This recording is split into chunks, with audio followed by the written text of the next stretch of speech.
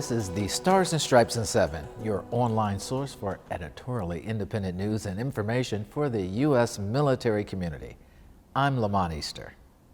The latest surge of COVID-19 cases in South Korea has prompted the U.S. military to elevate its health risk level and enact additional restrictions, including a ban on non-essential travel to Seoul.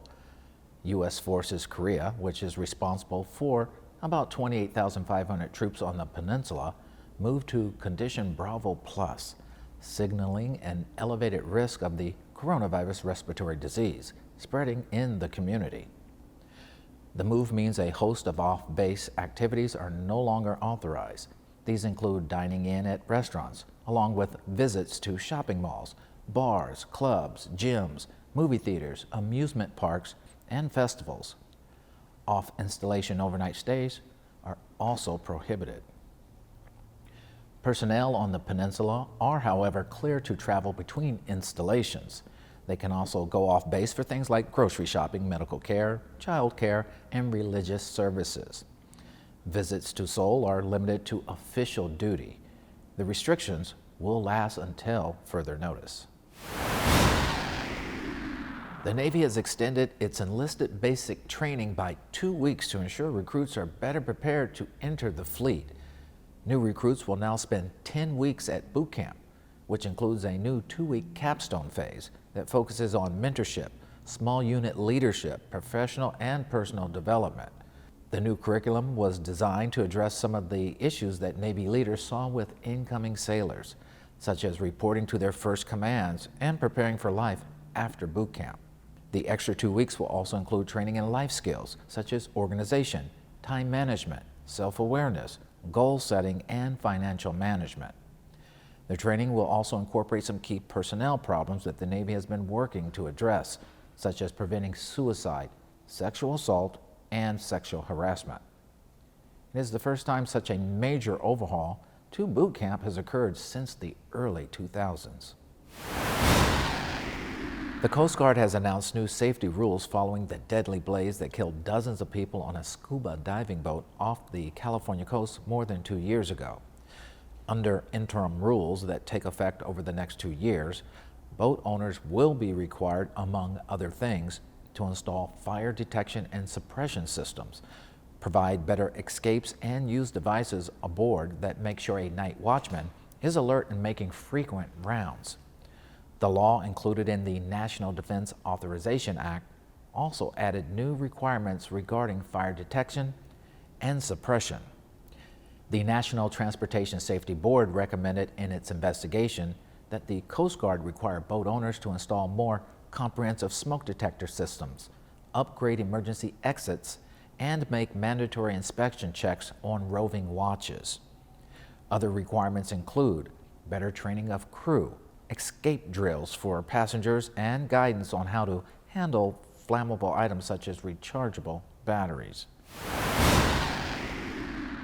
The Soldiers' Home in Holyoke, Massachusetts is soon to be extinct to make way for a massive $400 million construction project.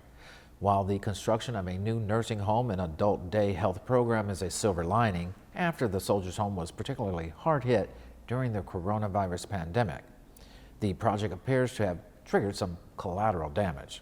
There are residents left at the facility's 30-bed domiciliary program, which opened for homeless veterans in 1972.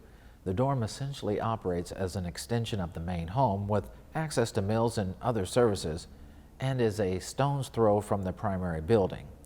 Although the domiciliary program was designed as a short-term layover to more permanent housing, the average length of stay is 4.5 years as opposed to 18 months in the long-term care facility. The domiciliary program is set to close March 31st to make way for the adult day health program, which is expected to serve about 150 veterans. And now for an update to a previous story. The Navy will comply with a Hawaii emergency order to empty fuel tanks and make repairs at a storage facility that contaminated drinking water with jet fuel at Pearl Harbor. A leak of 14,000 gallons of jet fuel at the long-troubled Red Hill underground fuel storage facility at Pearl Harbor flowed into a Navy-operated well.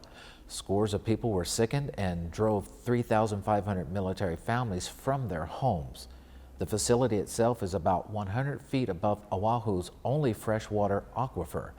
About 93,000 people rely on water from the Navy's wells. The Hawaii Department of Health issued an emergency order after tests showed fuel had contaminated a well at Joint Base Pearl Harbor, Hickam. The order required the Navy to develop a plan that would empty the tanks, identify needed repairs, and address deficiencies within the operation, along with the installation of water filtration at the contaminated well. The Navy suspended operations at the facility and began treating water, but went to court to contest the order. But the Navy's resistance ended following a decision from the State Deputy Attorney General to uphold the emergency order. That was later affirmed by Hawaii health officials.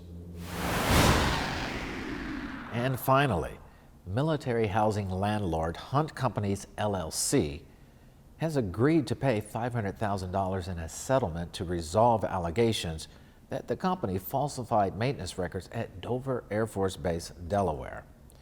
Between January 2013 and June 2019, Hunt submitted false information to the Air Force to receive higher performance-based bonuses from the government. While the settlement agreement resolves these allegations, there has been no admission of fault by the company. In a statement, U.S. Attorney David C. Weiss said, "When companies put service members' welfare at risk to maximize profit, they cheat the government as well as everyone who serves our country. We will not tolerate such disappointing conduct." He further stated that the U.S. Attorney's Office for the District of Delaware is committed to fighting for the well-being of service members and their families. A representative for the company said in a statement that it fully cooperated with the Justice Department throughout the investigation, which began January 2020 and is now closed. And that is all for this edition of Stars and Stripes in 7. I'm Lamont Easter, helping you stay connected.